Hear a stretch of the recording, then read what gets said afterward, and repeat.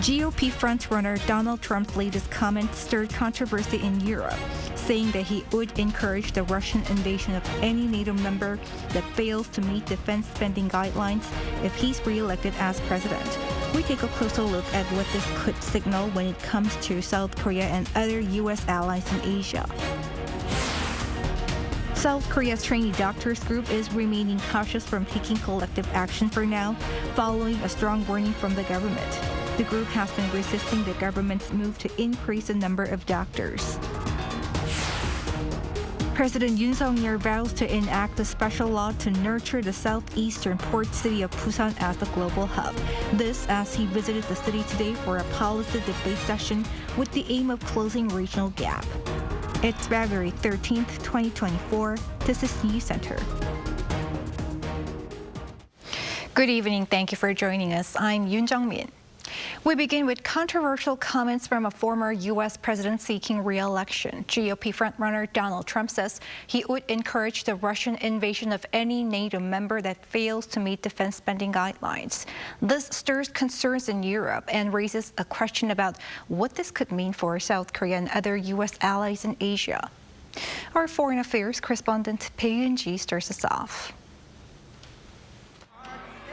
Donald Trump, who's running for another term in the White House, told NATO members that they would need to pay their dues if they want military assistance from the United States.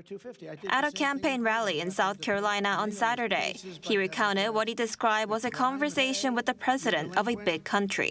I said, "You didn't pay? You're delinquent?"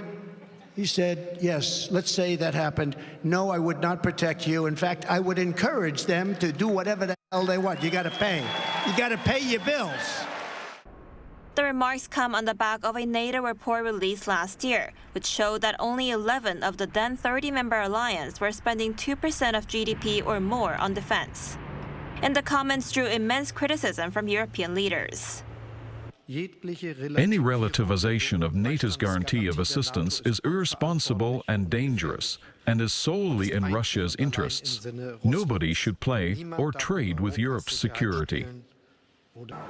Trump's latest comments have also raised concerns from South Korea, amid speculations that a second presidency would mean a grim outcome for the security of East Asian nations, as well as a possible withdrawal of American troops from Korea.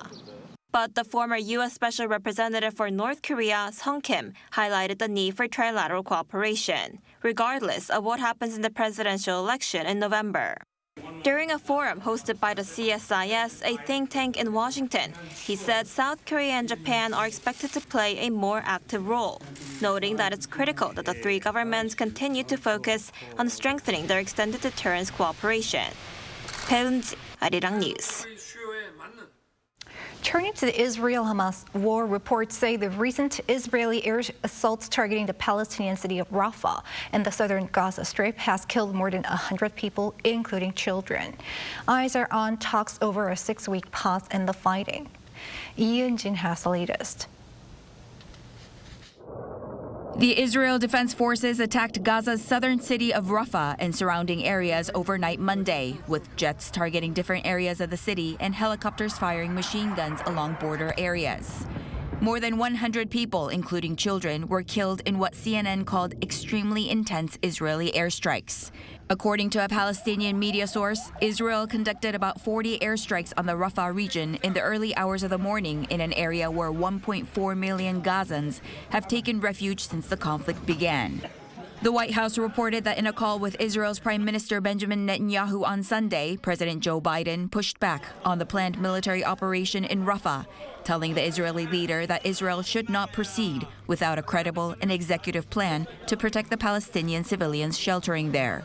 However, Netanyahu brushed off international warnings and criticism, saying that telling Israel not to enter Rafah was like telling the country to lose the war. The Israel Defense Force proceeded with the airstrikes despite a firestorm of criticism, with Human Rights Watch saying the forced displacement of Palestinians in Rafah would have catastrophic consequences, while the United Nations said it was extremely worried about the fate of civilians in Rafah who need to be protected.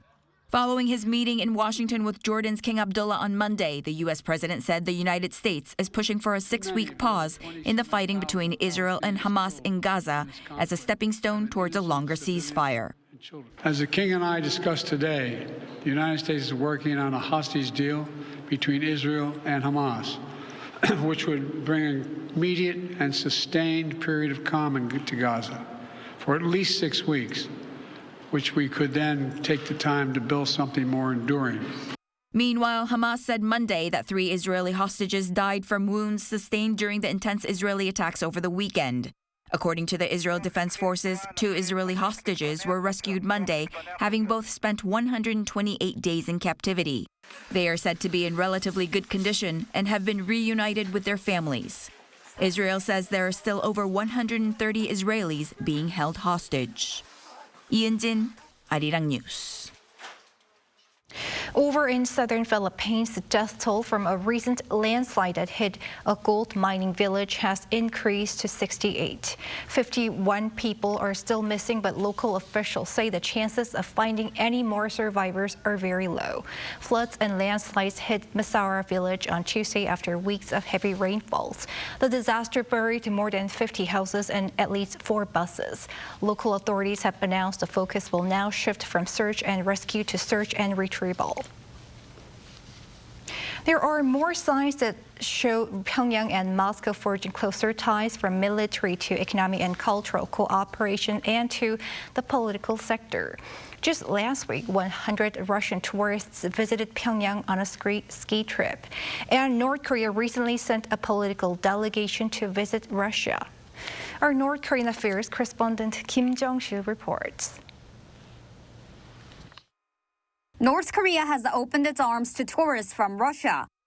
According to a Facebook post by the Russian embassy in Pyongyang, 100 Russian tourists arrived in the North's capital on February 9th. The embassy said this was the first visit after North Korea opened its borders following a 4-year closure due to the COVID-19 pandemic. The tourists included representatives of the tourism industry and media and travelers from all over Russia, from Kaliningrad to Vladivostok. It added the tourists will stay in the north for 4 days and get acquainted with key attractions in Pyongyang while visiting the Masikmyeong ski resort, known as one of the most modern major ski resorts the regime built. The recent hype in Pyongyang-Moscow exchanges hasn't stopped there. On Monday, a delegation of the regime's ruling party officials left Pyongyang to visit Russia. North Korea's official newspaper Robotics reported Tuesday that the delegation is on the trip at the invitation of Russia's ruling United Russia Party. The delegation plans to attend an international inter-party forum organized by the Russian party. A senior official at South Korea's unification ministry told reporters on Tuesday the government has no comment on ordinary interactions between Pyongyang and Moscow, but added that any illegal interactions such as arms transfers or labor dispatches will need to stop as they violate the UN Security Council resolutions. Moscow and Pyongyang have been strengthening ties ever since North Korean leader Kim Jong-un made a rare overseas trip to meet Russian President Vladimir Putin last September. Kim Jong-sil, Arirang News.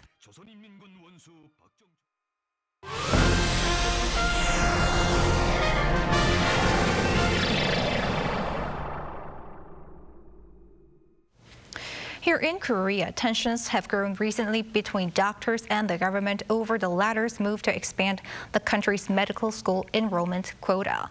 Trainee doctors in particular held a debate among themselves, after which they did not mention collective action. Choi Soo-hyung explains. Amidst the debate of expanding the medical school quota, trainee doctors are treating the situation with caution instead of immediately resorting to collective action such as a nationwide strike. According to the Korean Intern Residents Association Assembly of Delegates on Monday, the association has agreed to transition into an emergency response committee while withholding further details about action plans. This contentious issue stems from the South Korean government's plan to increase the total enrollment quota from the country's medical schools for the upcoming year by 2,000 per year. Speculation in the medical field suggests this move might be in response to the government's firm stance against collective actions. The Ministry of Health and Welfare currently prohibits collective action by doctors and has warned of the possibility of license revocation if they disobey the Health Ministry's immediate return to work order during a future strike. Furthermore, the ministry has prohibited teaching hospitals from accepting mass resignations from residents. However, some hospitals have indicated that there are still many avenues for collective actions within legal bounds, such as not renewing contracts. Meanwhile, on Tuesday, Park Min-soo, the second vice minister of the health ministry, mentioned that it is fortunate there have been no collective action thus far, and the government acknowledges the doctors' efforts to save people's lives. The government will advance its healthcare reform to improve working conditions in hospitals, resulting in a sustainable workplace. We sincerely urge residents to make a decision that stands by the patients. However, he added that the ministry will continue to monitor the situation, given the absence of a clear stance on future plans by the association. Last Tuesday, the government announced that it would increase annual mass school enrollments, having been frozen for 19 years from the current quota of 3,058 to 5,058. Quota allocations for each individual mass school will be finalized by next month. South Korea currently has just 2.6 doctors per 1,000 people, far below the OECD average of 3.7. Choi Soo-hyung, Arirang News. South Korea will enact a special law to turn the city of Busan into a global business hub as the country looks to narrow gaps and spur development across regions outside the capital. That's according to President Yoon Suk-yeol on Tuesday, who held the 11th round of policy discussions with citizens in the southern coastal city. Under the theme Busan as the gateway to an era of regional growth, Yoon said that a special law would foster logistics, finance, and high-tech sectors, establishing a new airport on Kadok Island, redeveloping the North Port, and relocating the Korea Development Bank to the city. Yoon added the government will rebuild sports and cultural facilities, set up a children's hospital, and develop a second major commercial district in the city. South Korean companies' exports fell nearly 15% year-on-year in the first 10 days of February due to fewer working days. According to the preliminary data from the Korea Customs Service on Tuesday, total export volume dropped to around $15 billion during that period. But daily exports, considering actual working days, saw an increase of over 11% from the same period last year. By item, chip shipments increased by more than 40%, while exports of most of the major products, including cars and ships, decreased. Total imports were also down during the first 10 days of the month by over 24%. For the third month in a row in January, foreign investors became net buyers of South Korean stocks.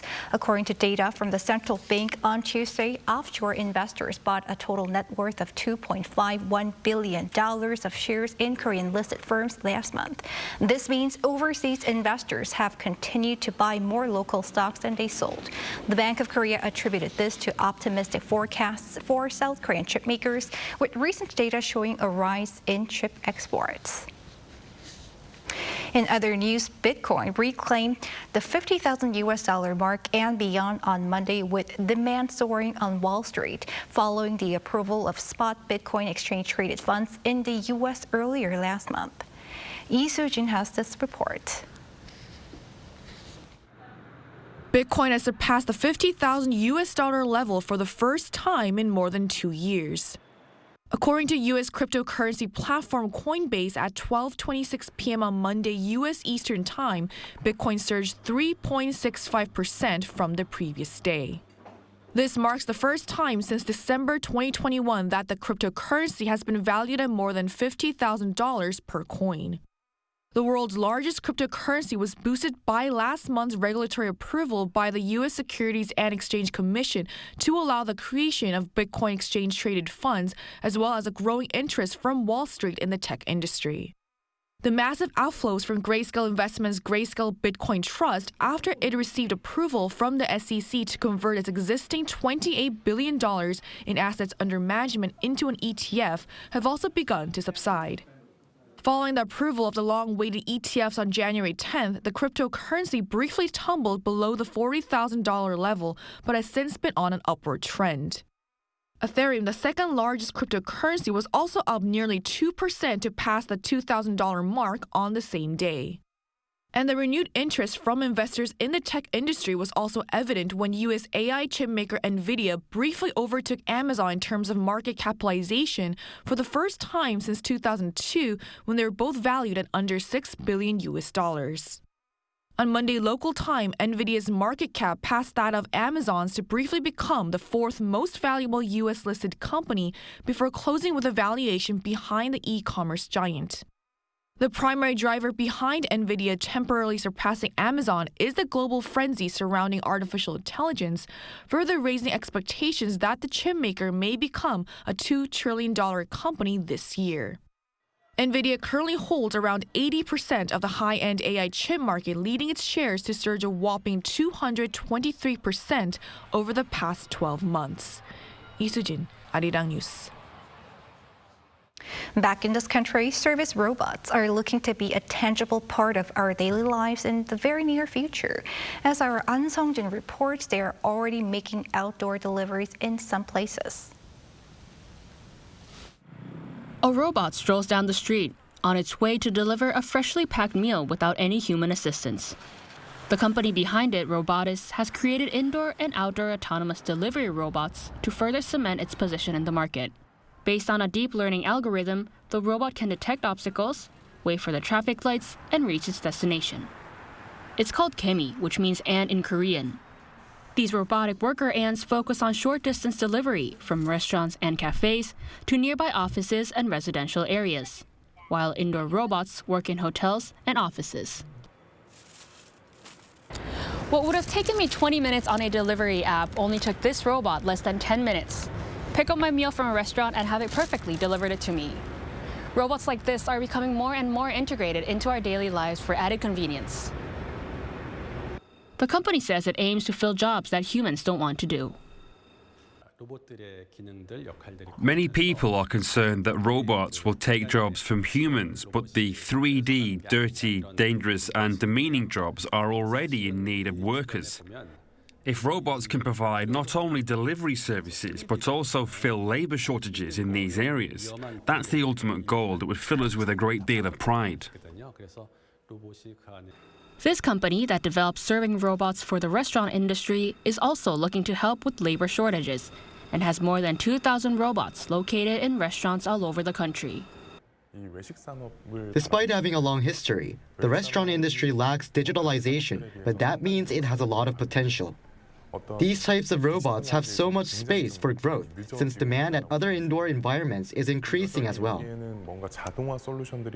The South Korean government announced plans to provide 1 million robots in the industrial sector by investing more than 3 trillion won, or $2.27 billion by the year 2030. The Trade Ministry also aims to loosen 51 robot-related regulations that have hampered further use, especially for autonomous robots. It's great that the government amended its policies. However, the key task we have left is enhancing national competitiveness to compete with Chinese companies that receive sufficient subsidies from their government to manufacture at low prices. If the same were to be implemented in Korea, it would help small and medium-sized companies to conduct pilot services. Although there's a lot still to be done to boost the country's robotics industry, the needs of the companies that make them need to be addressed. An Sung-jin, Arirang News.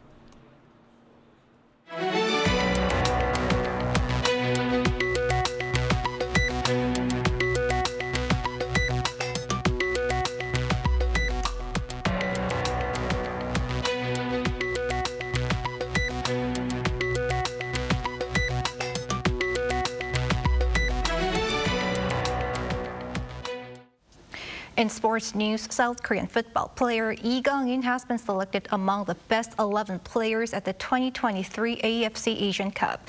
The Paris Saint-Germain attacking midfielder is the only Korean player who made the AFC's team sheet, which was announced on Tuesday. Lee, who scored 3 goals and made 1 assist in Korea's 6 matches, was chosen as a right midfielder in the 3-4-3 formation. Host country and back-to-back champions Qatar have the most players on the list with 4. A cultural initiative based in the U.S. is celebrating 20 years of its efforts to share Korea's traditional music and literature with the American public. Our Yoon has more.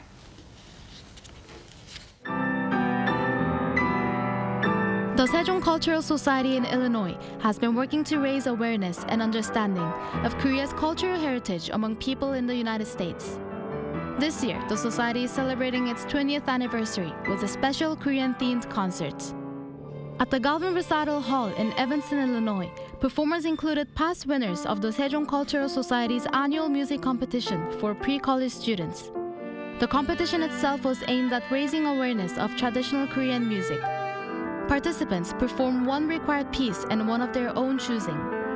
They are so busy studying their own standard repertoire, so we wanted our required piece not too long, so usually 3 minutes or less, and must contain some Korean musical theme.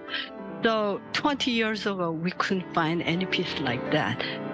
The Sejong Cultural Society has collected over 150 music pieces from talented composers who understand the goal of composing short yet creative instrumental solos for the piano and violin using Korean traditional melodies. It's these contemporary songs that were performed at the concert, with the composer's commentary explaining how they have implemented the traditional elements from the original song.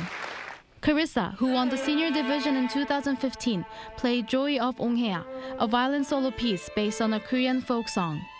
We realized that competitions like Sejong really make a difference in young musicians' lives and help them become better artists. So I'm really honored and happy to have been able to help celebrate Sejong's 20th anniversary. One of the cultural events that are organized annually is a Shijo competition, which introduces a traditional Korean poetic form of writing. Workshops for middle and high school teachers mean that more students can learn about Korean poetry. And by fostering cross-cultural understanding, the Sejong Cultural Society says it hopes to contribute to the harmonious existence of various ethnic backgrounds. I think it's not only Korean descendants, but non-Koreans also appreciate this kind of music. And this is the time that we need more cross-cultural training, education. Multicultural competency is what they need to develop. So this is just one small thing that we can add. 이은희, Arirang News.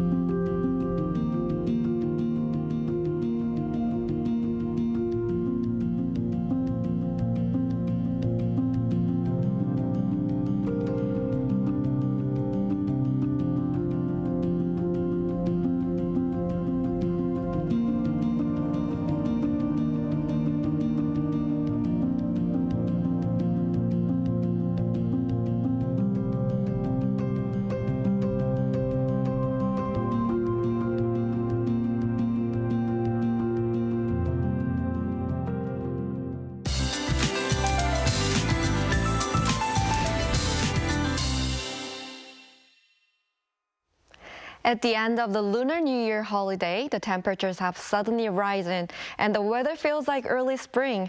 Daytime temperatures soared up to 14 degrees Celsius today, exceeding the seasonal average by 9 degrees. Due to the mild southwesterly winds, the warming trend will continue tomorrow across the country.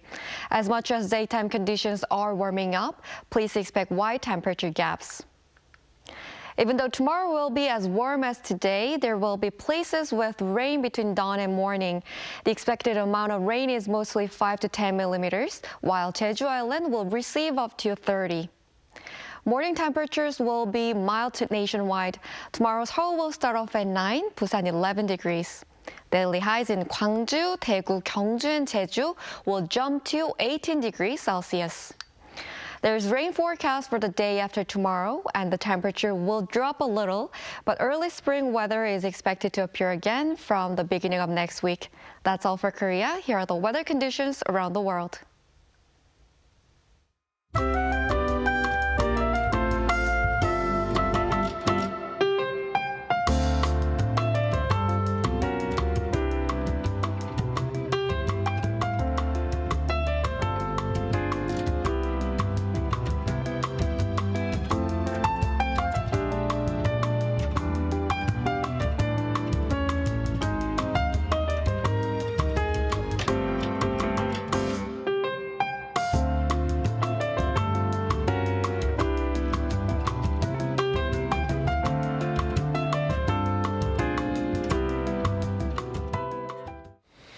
That is Newscenter for tonight. Thank you for watching. A panel session up next.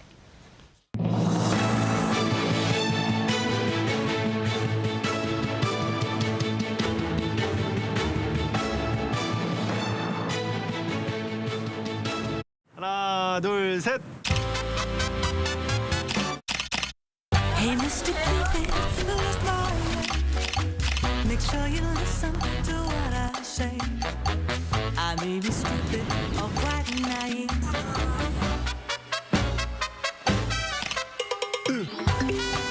끝없이 쏟아지는 포토스팟. 휴대폰 한 대로 감당할 수 있겠니? Straight through my heart. 한국에 오면 먹어야죠.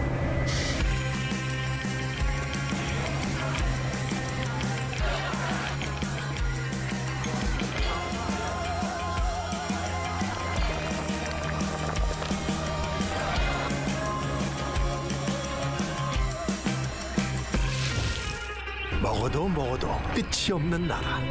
감당할 수 있겠니?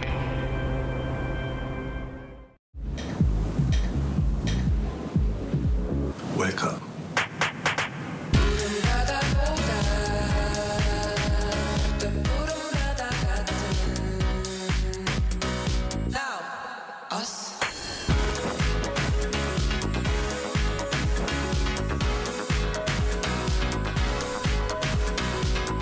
엄청난 에너지를 춤으로 뿜어내는 나라. 감당할 수 있겠니?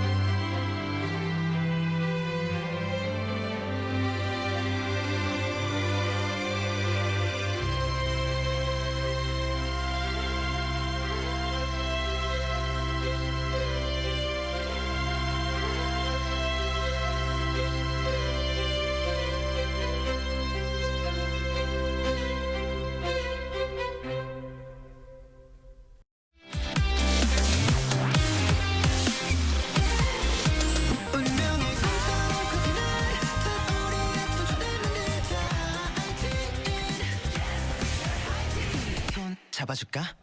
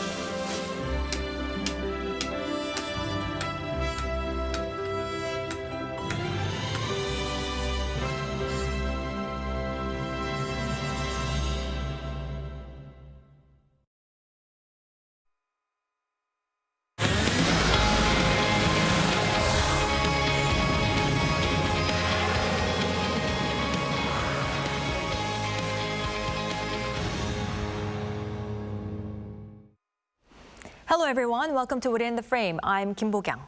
Despite global leaders' warnings, Israel has continued to launch intensive airstrikes and artillery barrages in Rafah, where more than half of Gaza's population is seeking refuge.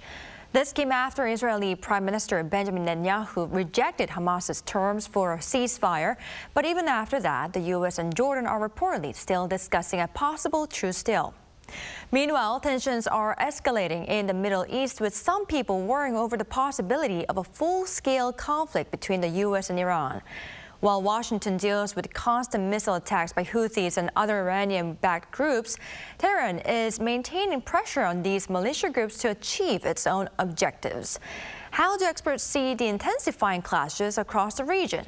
To answer this, we have invited Professor Shin Sang-yup from Kyung-hee University. Welcome to the show, Professor Shin. Thank you.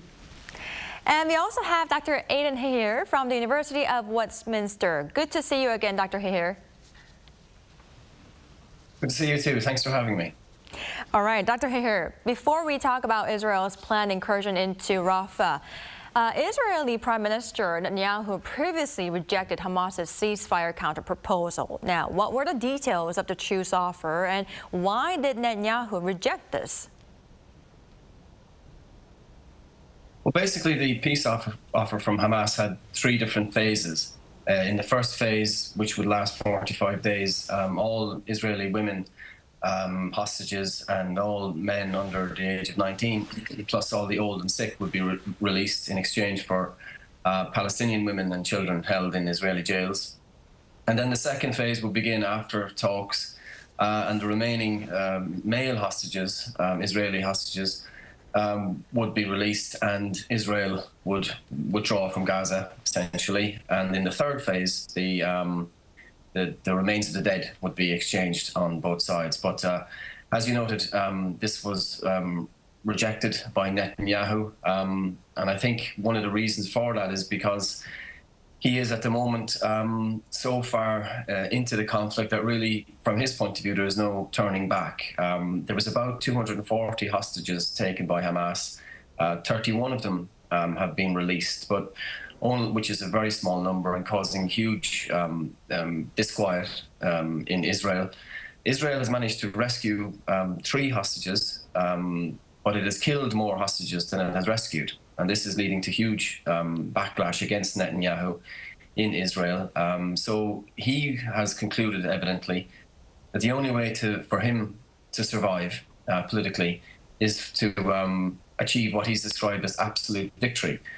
So in many respects, what we're witnessing here is not a clash between Israel and Palestine, but it's a battle on behalf of Netanyahu's political career, which unfortunately.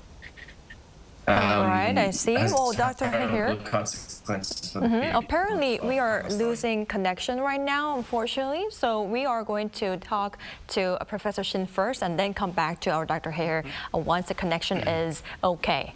All right. Well, Professor Shin, it seems like Dr. Hehir pointed out that it was political survival that Netanyahu chose over the ceasefire plan. Right. And after rejecting such a proposal, Israel targeted Rafah, killing hundreds of people in strikes. And apparently the U.S. warned Israel, saying it is not going to support this action.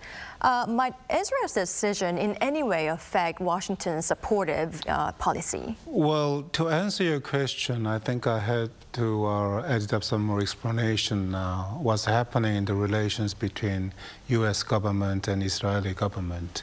As you already said, that the USA government gave a kind of warning to Israeli government, particularly Israeli Prime Minister Netanyahu, right?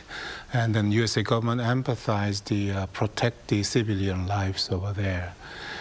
The USA government, the Mr. Biden said that, military operations, Israeli military operations in the Gaza is over the top. And actually, that was the hardest criticism USA has made toward the Israel, which, as you know very well, Israel is one of the strong allies for the United States over the last several decades.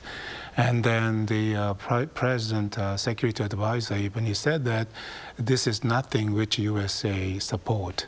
But by the way, the point is that despite of this kind of warning, Netanyahu gave comments to his military and the security officials to come out with a combined plan, which is one plan is to destroy the Hamas forces in Rafah, which is one of the city in the southern part of Gaza.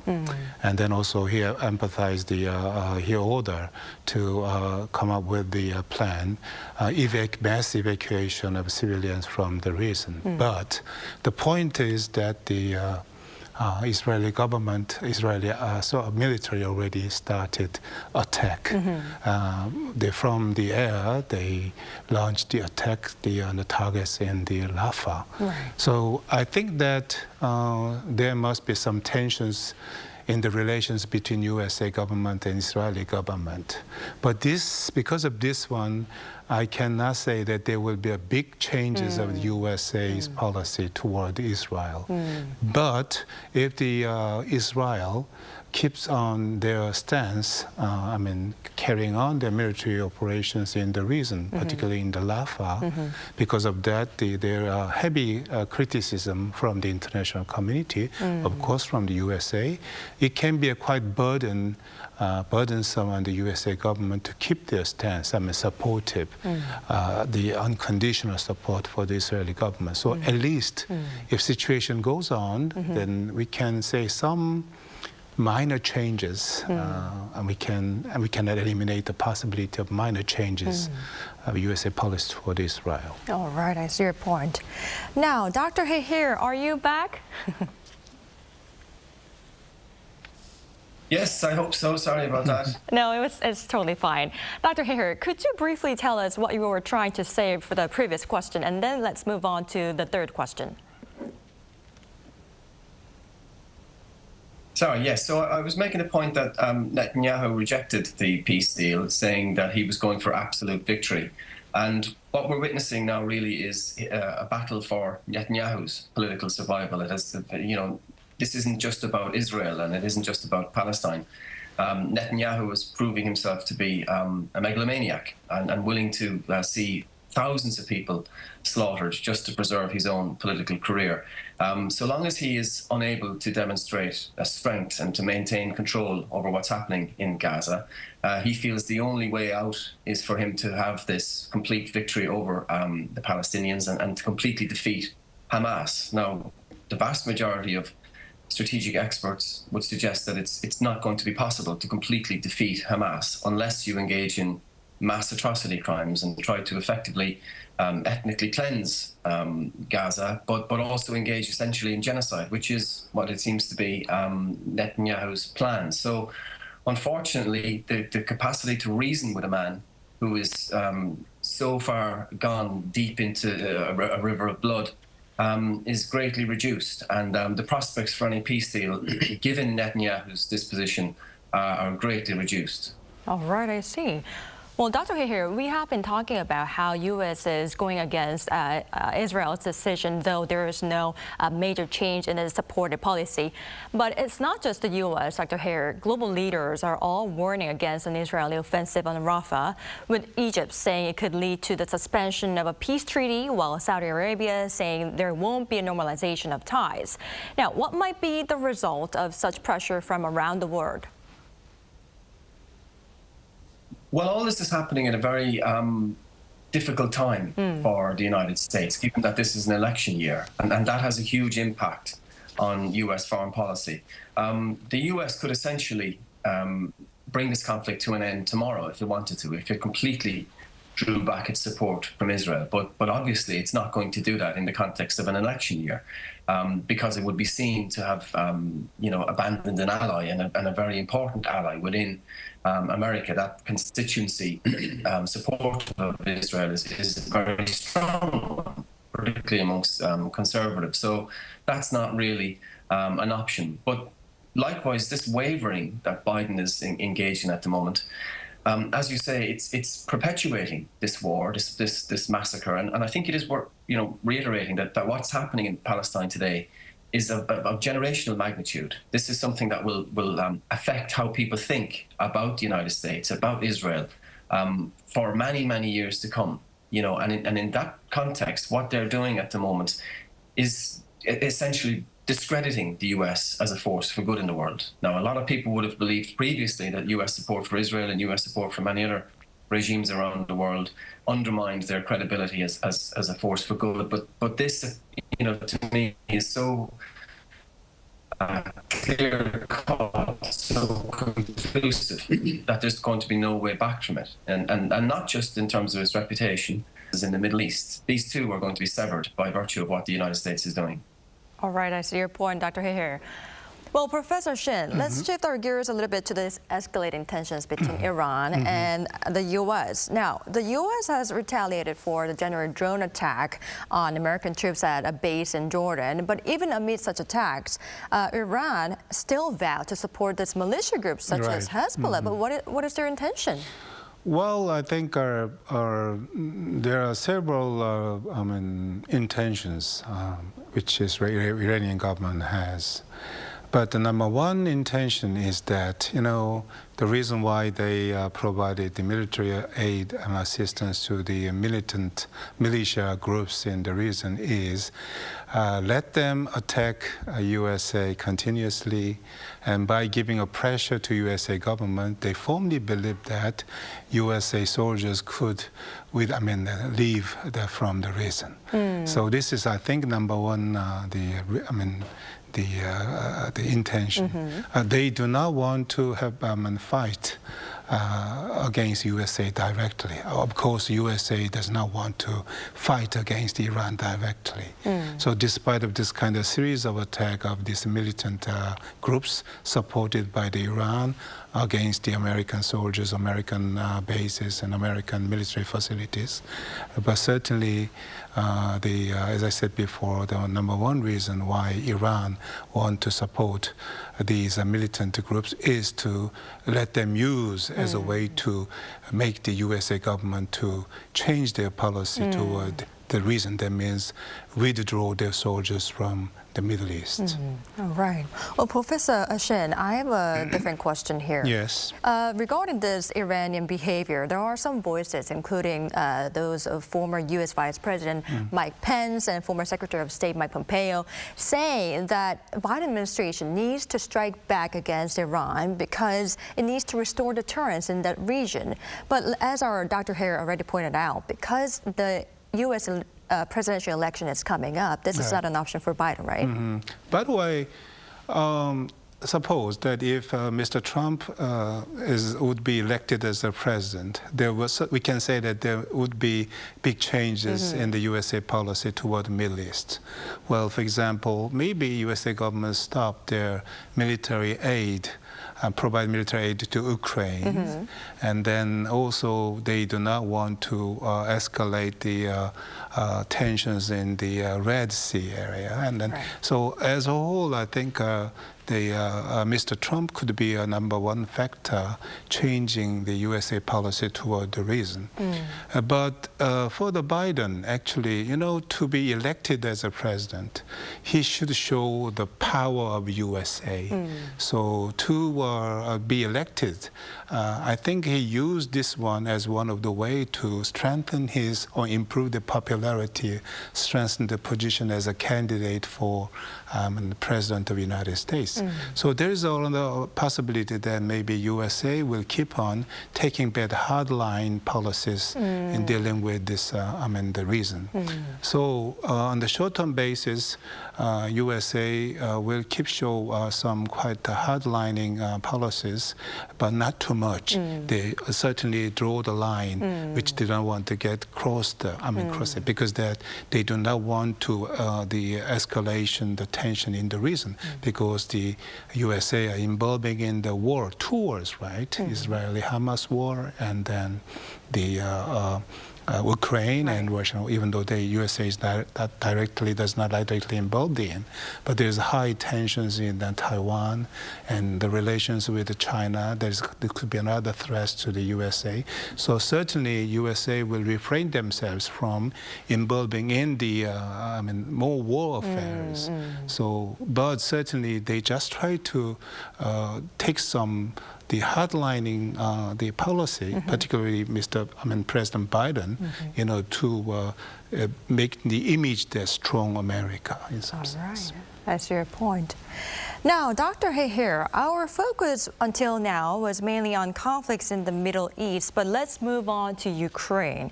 So, Russian President Vladimir Putin had a 2-hour interview with a conservative U.S. media personality, and it was aired last week. Now, how did you see Putin's remarks, and why the interview right now?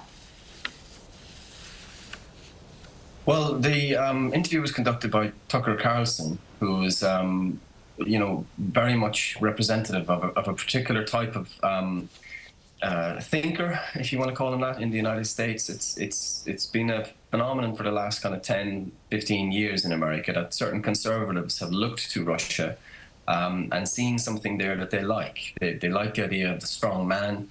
They like the idea of kind of conservative family values, patriotism, maintaining domestic order, all these kinds of things, and a superficial look at Russia for these people suggests that it has something the United States has lost. So Carlson himself is obviously not an intellectual and knows very, very little about international relations or history, but he is plugging into that brand within America that sees something they like in Putin. Now, in terms of the actual interview itself, anybody who sat through it, a very long, rambling, incoherent overview of Russian history given by Putin, which is used to try to justify Russian action in Ukraine, but patently doesn't make any sense. To go back 800 years in history to justify the invasion of Ukraine 2 years ago, is almost madness. Many empires have emerged and they don't still claim jurisdiction over the territories they used to own 200, 300, 400 years ago. There's obviously no legitimacy in that basis. The other thing, of course, is the extent to which this conflict is ongoing and moving towards a phase now where it's difficult to see how there can be any resolution that doesn't involve Ukraine being asked to give territory to Russia. And that is really one of the looming debates that's going to be had. Putin, like Netanyahu, has put his entire political career into this particular initiative. He's not going to simply pull back his troops. So he will want to lead with some kind of face-saving exercise, which therefore means he will ask for some Ukrainian territory. And given the way the West is at the moment, and like I said before, with the US election year, it seems likely that Ukraine is going to be pressurized into ceding some of its territory to Russia. And when that happens, I think that will be, a hugely important moment. All right. Now, Professor Shin, now after seeing such an interview by Putin, Biden and German Chancellor Olaf Scholz, they reiterated the importance of supporting Ukraine. But as we all know, Biden administrations keep failing to have this funding package for Ukraine pass. So based on that, will constant aid for Ukraine be possible? I think so. As you know very well, since the outbreak of the Russian and Ukraine war, USA has been the largest supplier of the military assistance to Ukraine. But at the moment, the help is on hold because of the at the Congress. Right. There are some objections, to pass the bill, providing military aid package, to Israel and Taiwan and Ukraine. Actually, there was $95.34 billion bill. But this is one side, and another side is the the USA government and the European Union officially, they said that they will keep on providing the military aid to the Ukraine. Very recently, there was a bipartisan delegation of U.S. Congress. I mean, they paid visit to the Kyiv to meet the President Zelensky, and they sought to give their assurance to they do part role to pass the bill in the USA Congress. So officially, USA and European Union emphasize that they will keep their stance, constantly to provide military aid to Ukraine. But on the other side, as I said before, some politicians and then many civilians started to have the different opinions about the policy providing the military aid to Ukraine continuously. I cannot remember the exact figure, but there is the public survey in the UK. More than 0.5% of the people said no to keep on providing the military aid to the Ukraine. Certainly, there are some different opinions the making inside USA and Europe. And then another point is that the war is at stalemate. After the massive the Ukraine attack to get recovery of the territory from Russia, the operation could not be very fruitful, make the fruitful results. Right. So the war is at a stalemate. And then, as Professor, he added some explanation already. If the situation continues, certainly the Biden administration and the European countries' administration will face some different opinions coming from the people.